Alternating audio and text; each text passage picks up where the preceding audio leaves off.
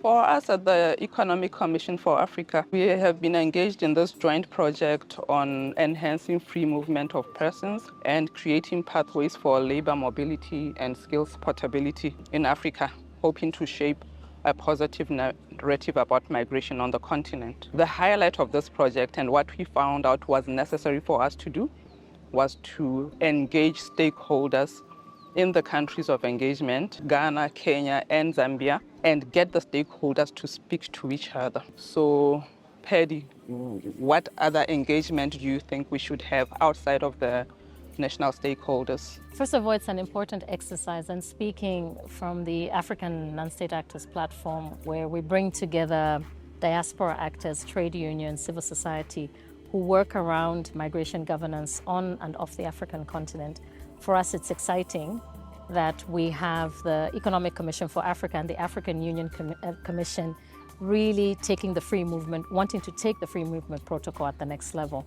Because we think as diaspora, even though we are considered diaspora only when we're off the continent, what happens in the continent is our business. And I think that that's probably one of the other key actors that needs to be looked at.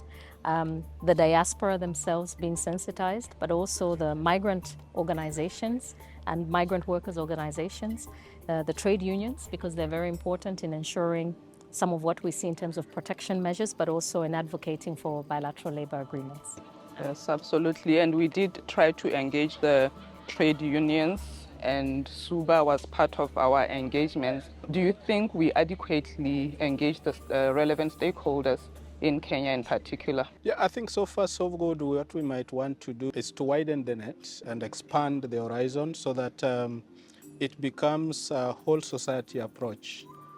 Bringing on board private sector, because when we talk about labor mobility and free movement, some of the best creators of jobs that labor would want to move from one country to another are the private sector, and bringing the civil society on board, and of course other opinion shapers and initiators in the process is, in my view, the starting point. But I think the challenge now is for those of us in the civil society sector to ensure that we disseminate this further and bring other stakeholders whose voices we represent, so that their voices are also heard and their views are also sought, to expand the engagement, and so that we can find lasting solutions and remove some of the impediments to free movement of people in the African continent.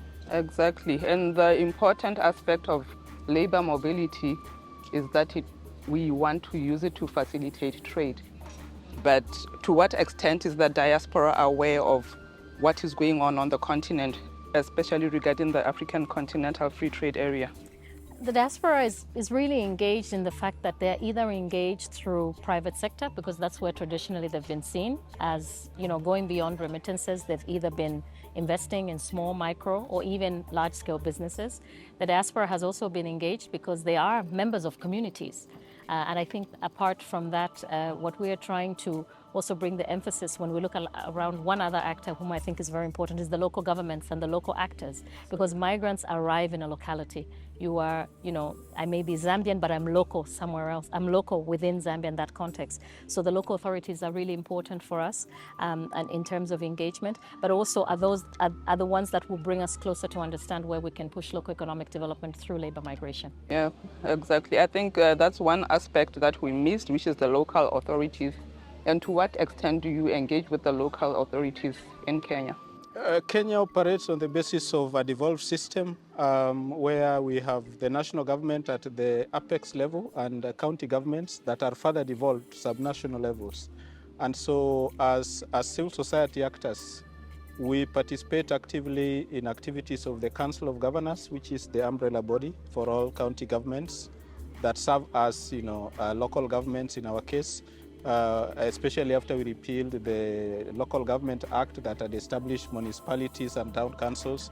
And so moving forward, I think based on partnerships that we already have, I think it will be easier to begin engaging, and some of the action points that this particular validation workshop must come up with is how the perceivably small number of representatives here plan to reach out and disseminate this and engage other stakeholders on some of the action points that will be agreed upon? Absolutely. You bring very good points. Thank you very much. Thank you.